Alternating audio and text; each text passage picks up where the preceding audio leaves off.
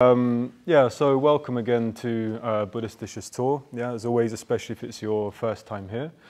Hope you had a good meditation next door, and I think we all did the Metta Bhavana today, didn't we? Yeah, we all did the Metta Bhavana, and that's good because it relates to what I'd like to talk to you about today, which is basically how to deal with fear according to the Buddha. Yeah, and this practice of metta is an important part of that. Yeah, so I thought today we'd look at a sutta. Yeah, a sutta is basically a story about the Buddha or teaching from the Buddha. Yeah, and I was reminded recently that the word sutta actually means something like thread. Yeah, which I find quite interesting. It's not like a linear thing with Buddhism. There's all these different stories and teachings, and they're like threads, and they all come together to form a kind of picture, yeah, of the Buddha's life and the Buddha's teachings, and also the people around the Buddha. So you've got these different threads that come together to create a vision, yeah. And today I wanted to look at a sutta called the Atadanda Sutta, yeah, which actually had a big effect on me. I'm not one of these people that remembers loads of different suttas, but for some reason, this one made an imprint on me, yeah? And, well, it's about fear, and it's about how it arises, and also about how it ceases, yeah? And interestingly, not just how it ceases, but how it ceases permanently, which might seem kind of impossible to us, but apparently it's possible, yeah? So, obviously, fear in itself is not a bad thing. It's not even a moral thing, yeah? So obviously, it's good to fear the right thing. So you're going for a swim, and you see a shark fin, probably good to experience fear, isn't it? Or I thought fear of having a meaningless life. Yeah, that's a good fear. Yeah, needs you pursue something. Yeah, but this is a different kind of fear. So the Atadanda Sutta. Yeah. So Atadanda, what does it mean? Does everybody who's how to say this? My brain. I'm sorry today, but if English is your second language, do you know what it means to arm yourself? Yeah? To arm yourself? Arm? No, okay, good. So to arm yourself means to take a weapon. Yeah? To take a gun or a bat or something. That means to arm yourself, yeah? So that's part of it, yeah? So I'll just read what one of the translators says about this word Atadanda, yeah? The phrase translated here as arming oneself, which serves as the title of the sutta, is elsewhere translated as embracing violence or violent conduct. The basic image is of a person picking up a stick, danda, yeah? The stick being a common symbol in Indian literature for both violence and punishment. Yeah, so atadanda, danda means stick, so it's a sutta about, well, taking up violence, yeah? And yes, like I say, this sutta had made a big impression on me. I think because it has a kind of potency, yeah. The way it's, well, it's in the first person. There's a kind of immediacy to the text somehow, yeah. And also the subject. I think, personally speaking, fear was one of my main reasons for coming to a Buddhist center in the first place, yeah. And I don't know. I think if I look at it, my actual goal in life still is to live without fear. And I think that's why I came along in the first place, yeah? And I think first approaching it, I thought fearlessness, you'd kind of attain fearlessness by engaging strongly with the thing that you were afraid of, yeah? So if you're afraid of violence, then you'd engage with that strongly, and then you'd attain fearlessness. Which is not a bad approach in some respects, yeah? You move towards the thing that scares you, and you know it, and then it's not so scary anymore, yeah? But this kind of fearlessness is a different kind of fearlessness. Well, a Buddha's fearlessness is a different kind of fearlessness, yeah? It's not fearlessness in the sense of courage, yeah? It's not the same as feel the fear and do it anyway. A Buddha's fearlessness is a completely different state of consciousness, yeah? It's a mind transformed. And a Buddha is fearless because there's no conditions in a Buddha's mind that will lead to fear arising, yeah? Which we'll get into in a bit, yeah? There's no, perhaps, sense of self to defend. The mental states that lead to fear, they're just simply not there. So it's a different kind of consciousness, yeah? Vast consciousness. And And I guess we'd assume that one would need to have fear in order to act effectively, but a Buddha can act effectively, very effectively, without fear being part of a Buddha's consciousness, yeah? So it's a different mind. So again, we're not really talking about courage in a sense, yeah? We're talking about something else, a state of consciousness where fear simply isn't in the mix, yeah? So, well, maybe I'll just get on to reading the first part of the sutta, yeah? So this sutta it's the Buddha speaking, but it's him talking about what he was, well, his experience before he was enlightened, yeah? So it's about how he saw the world, yeah? And he uses a lot of kind of strong language, yeah? Uses images of competition, struggling for resources, kind of like the animal kingdom in a way, yeah? In some respects. Yeah, the kind of unreality of things. And he kind of pinpoints how fear arises, but he also pinpoints how fear ceases, yeah? How you can move out of fear, yeah? So I know using this word fear a lot, it starts to conjure the thing itself, but that's the way it is, yeah? So there's three words that I thought maybe you might not be familiar with, again, if English is your second language. The first is the word unscathed, yeah? Unscathed means something like unharmed, I think, not injured, yeah? The second word is distraught, means unhappy, something like this, yeah? And the third word is thorn. Thorn is like, you know when you have a rose, flower rose, and you've got these thorns on it, yeah? So there we go. So I'll just read the first part of the sutta, yeah? So, fear is born from arming oneself. Just see how many people fight. I'll tell you about the dreadful fear that caused me to shake all over. Seeing creatures flopping around like fish in water too shallow, so hostile to one another. Seeing this, I became afraid. This world completely lacks essence. It trembles in all directions. I longed to find myself a place unscathed, but I could not see it. Seeing people locked in conflict, I became completely distraught. But then I discerned here a thorn, hard to see, lodged deep in the heart. It's only when pierced by this thorn that one runs in all directions. So if that thorn is taken out, one does not run and settles down. Yes, there's a lot of powerful images he uses. Yeah, lots of images of competition, fighting for resources, especially this fish flapping in a kind of shallow puddle.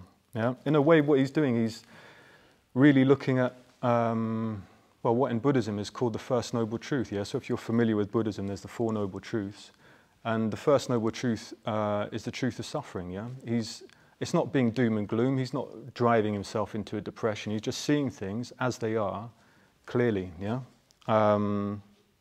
without dwelling on it, but just really taking it in, which is quite interesting because I remember being in a Buddhist center, a friend of mine, Janananda, teaching a class about the Four Noble Truths and talking about the First Noble Truth being suffering. And he said it's astonishing how people they don't even want to look at the First Noble Truth. So you end up skipping it completely to try and find the solution before you've even had a look at the problem, because the problem, you don't want to look at it. It's not nice, so you just push it away. But the Buddha's not doing that really. The Buddha's kind of clearly seeing, all right, this is the state of affairs in a clear way, and he actually wants to do something about changing it, at least internally, yeah? So yeah, he's looking at the kind of nature of things. And yeah, it's painful, isn't it? You know, when you look at, well, it hurts to see things like competition, yeah? Competition in oneself, outside.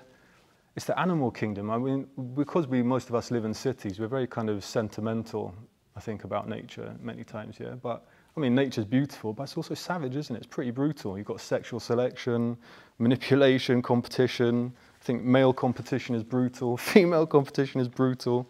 Yeah, it's intense. So the Buddha's seeing all that clearly, and he's saying he didn't like it. He's like, this is intense, yeah?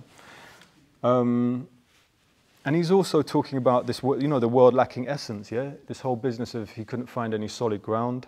It feels unreal. You know, things are impermanent, insubstantial, yeah? Again, it's the First Noble Truth. So the Buddha's turning towards that. But part of the problem is, in which he gets to in the suttas, we don't normally turn towards it, yeah? So he does turn towards it. What we tend to do, or at least I tend to do, and I'm assuming we all do, is create a kind of secondary layer, yeah? We kind of create a second, the world is unstable, it's pure flux, yeah? Everything's changing all the time. That can be destabilizing. So we create something, well, according to Buddhism or whatever, a self, yeah? We create this kind of solid thing in the middle amongst other solid things to try and make things solid and permanent and stable. When in fact it's all just kind of flux, it's energy, it's moving, it's always in process, transition, but most of the time we can't really embrace that. So we tend to fix things down and nail things down. And in a way that's causing the problem, yeah?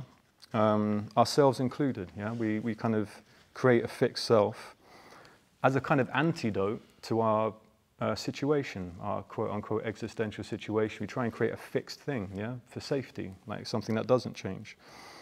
But it doesn't work, yeah, because we're not fixed things, are we? We're kind of constantly changing and constantly moving. So that's kind of important to remember for the antidote bit, yeah, how to deal with it. I don't know, perhaps the most striking thing in the sutta is him saying fear is born from arming oneself. Yeah, I think normally we think of it the other way around. We think we're threatened, and so we take a weapon. Yeah, we weaponize our mind because we're scared. But he's reversing it. Yeah, he's saying fear is born from picking up a weapon or weaponizing yourself. Yeah, that's how you generate fear in yourself. So that's a really interesting thing. It does also relate to this whole business of having a self to arm in the first place. But yeah, we'll get into that in a minute. I think that it does take a lot of reflection to kind of try and understand what he's saying. But at least in my experience, it rings true. So I was thinking, in my early teenage years, I used to carry a lot of weapons, yeah? I used to carry a large hunting knife, which was my stepfather's. All my friends had knives and various weapons. And their older brothers had guns, but we just had these kind of things. And I think I felt fear, so I carried it. But then I think maybe it was just like, if everyone else is doing it, then you do it. But I think I was more scared of actually having to use it, which I never did, thankfully. But I did have other friends that did have fights with other kids and stabbed them, went to prison for a long time. So yeah, I went through different periods of carrying various weapons. And I have to say, I think, at least in my experience, I think weapons are a bit like the ring in Lord of the Rings. Yeah, they kind of want to be used. Yeah, they've got their own kind of energy or something. Yeah, they're like us. They want to fulfill their purpose. Yeah, and when you're carrying a weapon, you can feel it. It starts to draw you. It sort of wants to express itself or something. Yeah, and I have to say, the strongest experience I had of this was a close friend of mine. Had a problem with this guy, and this guy pulled a handgun on him. So my friend bought a machine gun. He bought like an AK-47, which is a Russian assault rifle. Anyway, yeah. And he bought it from a guy from Afghanistan, and it had been used a lot. And he brought it out of his cupboard in this kind of sports bag and showed it to me. And it wasn't really that it was a gun that was scary. I mean, it might sound a bit weird, but it's almost like it had its own spirit. It was like it had been used a lot, and it just felt evil. It had its kind of, I don't know, it had this demonic spirit to it. So, yeah, that was scary. I think, speaking personally, I think I had two different views that I was handed from my elders, if you want to call it that, two different sort of philosophies, not philosophies, views. Yeah, so I think with my father, he always used to say, if you carry a weapon, you'll end up in danger. Yeah, you'll attract danger to yourself. And he said there were times that he said if he had carried a weapon, he'd probably be dead because he'd have pulled it out and probably got trapped in a situation. So he always encouraged me not to carry a weapon. My stepfather saw it the other way around. He had lots of weapons, and his view was if you get caught lacking, then you'll be in danger. Yeah. So I think both these kind of views are valid, but yeah. And I remember my mum. Maybe I shouldn't say that. No, I don't know. My mum bought me some pepper spray to defend myself when I was about 13, in case I got attacked. And the first thing I did was just to pepper spray all my friends. So that was that was a disaster. But her heart was in the right place. Yeah, I actually locked all my friends in my bedroom and then, anyway, sprayed it in there and locked. So that was not good. But yeah, so in a way, though, I think in a way, well, hopefully none of us are carrying weapons. I hope. And in a way, it's amazing to live in a society, in a place where you don't actually have to do that. Because it's funny, you talk like this way, and people sometimes go, oh, edgy, you know, oh, we're talking about weapons in a Buddhist center, or like, but actually, it's like in a lot of parts of the world, people carry weapons, you know, we're just very blessed that we've kind of outsourced our violence to the police, so, you know, in some respects, or armies and all this sort of stuff. But I think in a way, this whole topic is kind of relevant, not literally, but also mentally, isn't it? And probably more relevant mentally, at least to me, yeah.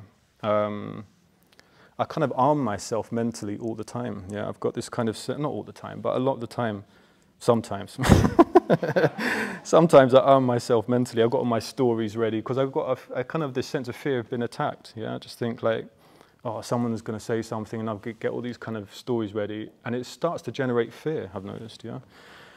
And because one does that, then, well, at least in my case, if I'm doing that, then I experience a world that's scary. I'm just like, I'm about to be attacked all the time, even though I'm not, yeah.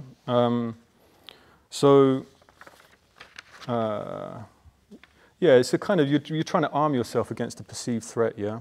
Threat to your sense of self again. It's this thing, we create this kind of image of ourselves, don't we, which isn't necessarily related to our direct experience, but we create this kind of secondary layer of a self, and then we have to defend this self, yeah? It's got all these different attributes and different things attached to it, and then we have to protect that, yeah? We have to protect this thing we've created, and if we don't, we can feel a bit, whoa, yeah?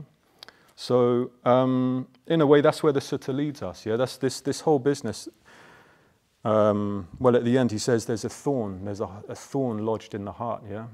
And when you take that thorn out, then you're free, yeah? The fear's gone, which I think is a lovely, well, it's a powerful image, yeah? So, yeah, maybe it's good to go back to the thorn and have a look at what that is, yeah?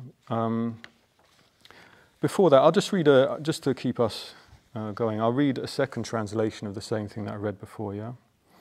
So, when embraced, the rod of violence breeds danger and fear. Look at people quarreling. I will tell you how I experienced dismay, distress, seeing people floundering like fish in small puddles, competing with one another. As I saw this, fear came into me. The world was entirely without substance. All directions were knocked out of line. Wanting a haven for myself, I saw nothing that was not laid claim to. Seeing nothing in the end but competition, I felt discontent. And then I saw an arrow here, very, very hard to see, embedded in the heart. Overcome by this arrow, you run in all directions, but simply on pulling it out, you don't run, you don't sink. Yeah, so he sees something in all of this. In a way, he pinpoints, he sees the cause of all this fear, this madness, yeah, which is a thorn, an arrow, yeah. And again, it's not a moral issue, yeah? It's interesting. It's not like we're bad or sinful people, but he's basically saying there's something, we have a thorn, which causes us all these problems, yeah? And once you take it out, you don't sink and you don't run, yeah? And it's interesting, he says it's very hard to see, and I think it's probably why it's a good thing to meditate. It's probably why we meditate. It's a large part of it. You develop a kind of consciousness when you meditate that's subtle enough and powerful enough to actually see this thorn, yeah? So this thorn, you could talk about this thorn in many ways. You could, essentially this thorn is what you might call spiritual ignorance, yeah? Greed, hatred and delusion. This thorn is also this selfing business, yeah? This kind of, you're generating a self on a continual basis, yeah? Which actually causes you pain. It causes you something to defend, to attack others because of, yeah? It's this fixing and this clinging, yeah? Basically, according to Buddhism. That's the thorn that you're trying to remove from your heart, is this kind of self-clinging, hatred, greed, these kind of things, yeah?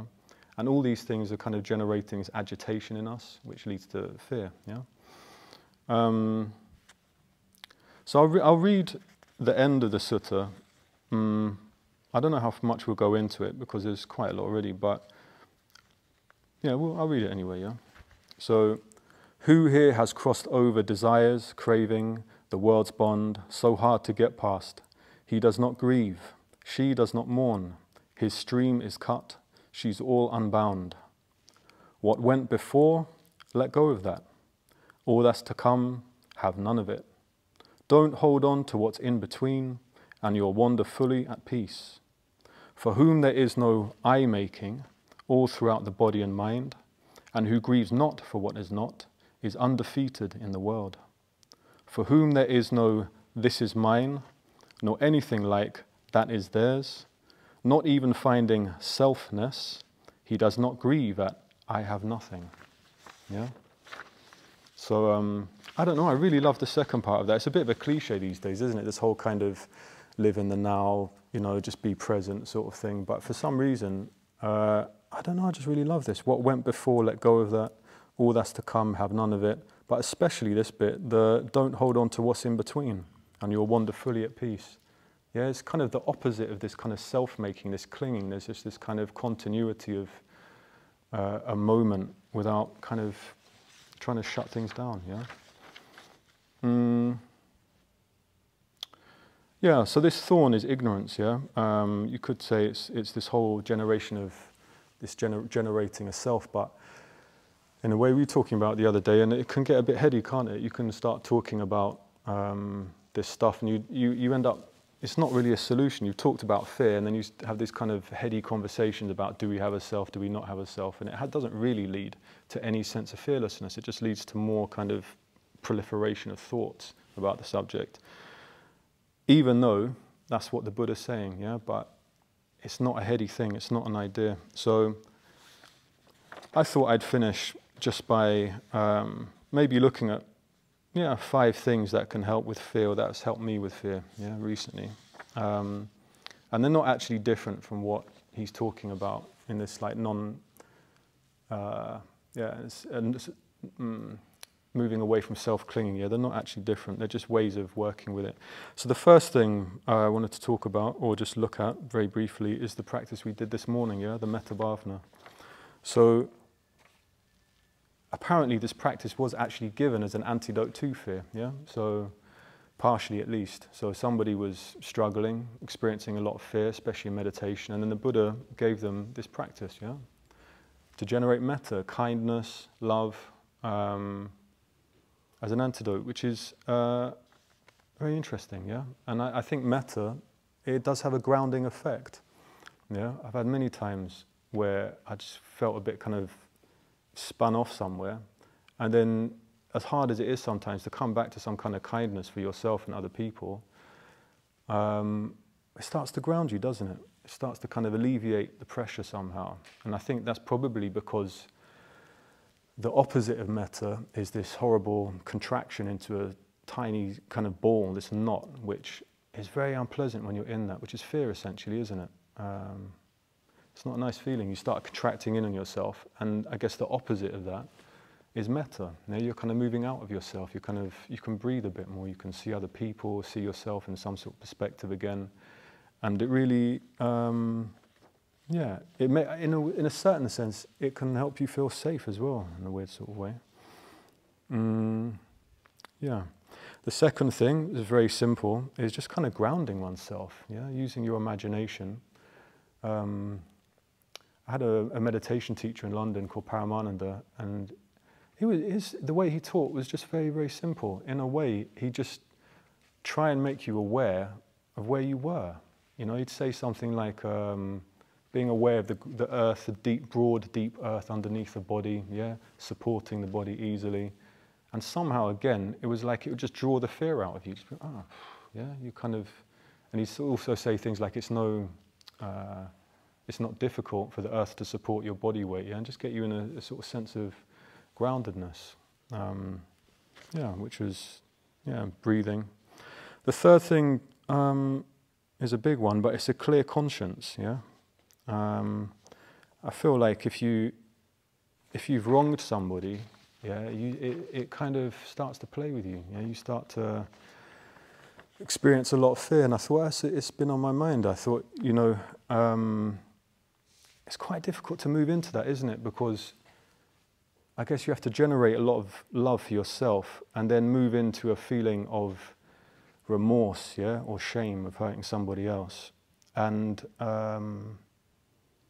that's a positive thing, isn't it? It's a kind of positive thing, but it's almost like if you don't allow yourself to feel that kind of remorse or that shame, you kind of get, I don't know, it starts to generate a fear somehow, yeah? But in order to kind of feel that genuine remorse, which is in Buddhism is a very positive quality, yeah, called free, which apparently is connected to the word blush, yeah? So you feel some kind of shame, maybe you've wronged somebody, and just to feel that and have remorse for that, I feel does actually alleviate fear. It does, for me at least, it kind of can alleviate fear, yeah? It can bring a certain clarity, yeah?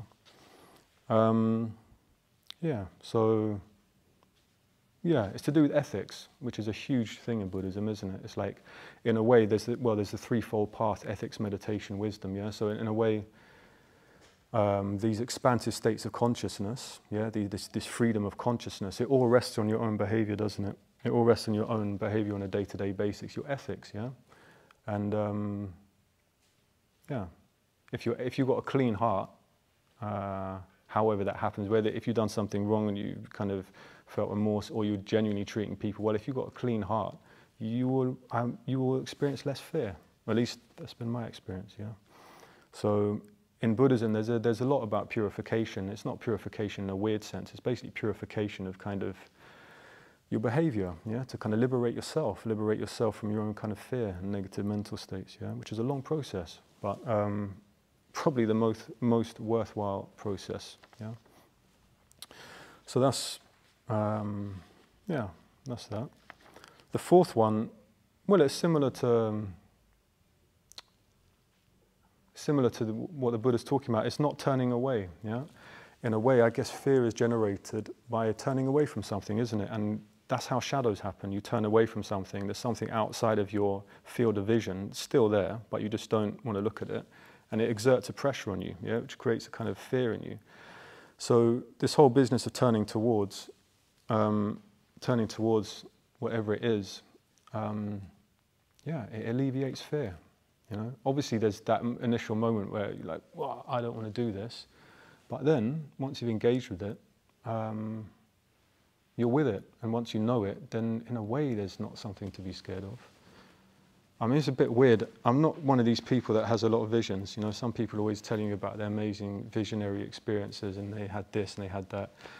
I'm not really one of those people. But what came to mind was about 15 years ago, I was meditating in my room. I was living in London, and I used to meditate quite a lot at night with candles. Yeah, well, obviously with candles in my little shrine. And I had this weird, well, it was like a vision, yeah? So I was meditating, and all of a sudden, I don't know, I was studying a lot of Buddhism at that time and that whole world, and somehow all of a sudden there's this kind of paradise garden, yeah? It was, again, at night, and there was this like Indian prince who must have been about 16, yeah, walking along this pond with a tiger, yeah, like a big tiger on a really little chain. And then this prince, I mean, it sounds mad, but it was, for me, it was real anyway, and he sat in front of me, and then the tiger sat in front of me as well. And I just experienced this super intense fear. I just thought, oh my God, you know, it was a bit trippy, but I just thought it felt realer than real. I just thought, oh my God, like this tiger's gonna kill me, yeah? And in this, I felt like, right, I need to run. And then I thought, no, I can fight it. And I got into this whole kind of panic state, yeah? And then this prince said, yeah, if you run, it will kill you. And if you fight it, it will kill you. And so I just sat there like, ah. And I mean, it sounds a bit gory, but I just visualized it. I thought, all right, I'm done. And I just visualized it basically eating me, yeah? Like in graphic detail, like it was ripping my throat out, and then it put its claw behind my jaw and like pulled my jaw off, so it was just like a head with no jaw, and like guts everywhere. It was like a complete dissection of the body, yeah? The body, it wasn't me anymore, it was just like a lumps of stuff on the floor, yeah? And then I felt fine. I felt like at peace. I was like, it's done. Like, and then this tiger came and licked my face. So it was like, anyway, So that has something to, for me, at least had something to do with turning towards fear, yeah. And yeah, maybe I'll finish just with people seem to be ending with images again these days. So I'll end with an image, yeah. So the image is a figure from Mahayana, Vajrayana Buddhism called Amoghasiddhi, yeah. The green Buddha of unobstructed success, yeah, which is interesting. He's also connected with fearlessness. He's like the Buddha of fearlessness, yeah. So that's interesting. No fear, unobstructed success, yeah. No fear, energy's moving. And so he's green. He's associated with the north, with the midnight sky.